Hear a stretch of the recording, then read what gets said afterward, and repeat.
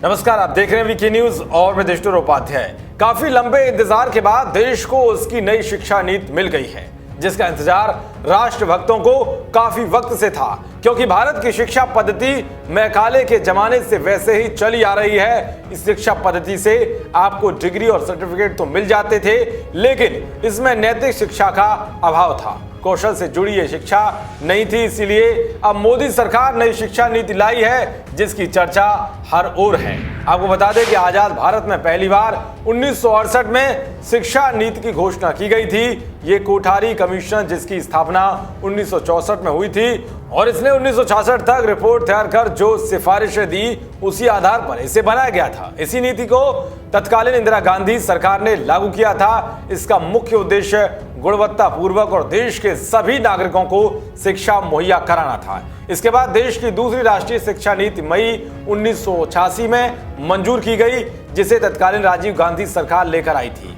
इसमें कंप्यूटर और पुस्तकालय जैसे संसाधनों को जुटाने पर जोर दिया गया था। वहीं इस नीति को 1992 में पीवी नरसिंह राव सरकार ने फिर संशोधित किया था। उसके बाद अब 28 साल बाद 2020 में मोदी सरकार ने शिक्षा नीति को रिवाइज किया है। इस पर सरकार लंबे वक्त से काम कर रही थी।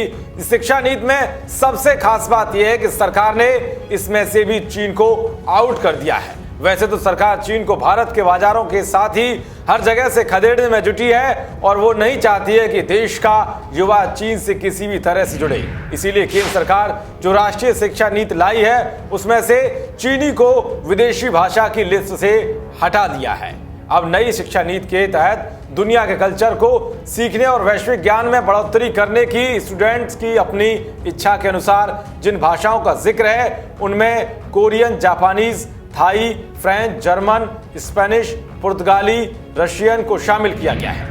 दरअसल चीनी भाषा मैंडारिन या कैंटोनीज को 2019 में रिलीज हुए ड्राफ्ट में मेंशन किया गया था। इस ड्राफ्ट में जर्मन, फ्रेंच, स्पेनिश, चीनी, जापानी का जिक्र वैकल्पिक विदेशी भाषाओं के तौर पर था। ये 3 भाषा वाले फॉर्मूले में शामिल नहीं थी, लेकिन अब बुधवार को जो केंद्र सरकार ने अप्रूव्ड पॉलिसी जारी की है, उसमें से चाइनीज को आउट कर दिया गया है। आपको बता दें कि सीमा पर चीन से हुए विवाद के बाद 100 से अधिक चाइनीज ऐप को सरकार ने बैन कर दिया है। वहीं कई चीनी कंपनियों के टेंडर भी रद्द कर दिए गए हैं और चीनी सामानों पर आयात शुल्क को बढ़ा दिया है। वैसे विदेशी भाषा के शिक्षकों की माने तो टीचर्स का कहना है कि चाइनीज की पॉपुलैरिटी 2017 से ही बेंगलुरु में बढ़ती जा रही थी। ये जापानी सहित कई विदेशी भाषाओं को भी पीछे छोड़ती नजर आ रही थी, लेकिन मार्च 2020 प्रोग्राम के लिए किसी भी स्टूडेंट ने चाइनीज भाषा के लिए साइन अप नहीं किया है। मतलब साफ है कि सरकार ही नहीं तो देश के युवा भी उस भाषा को नहीं सीखना चाहते हैं जो देश के दुश्मन की भाषा हो।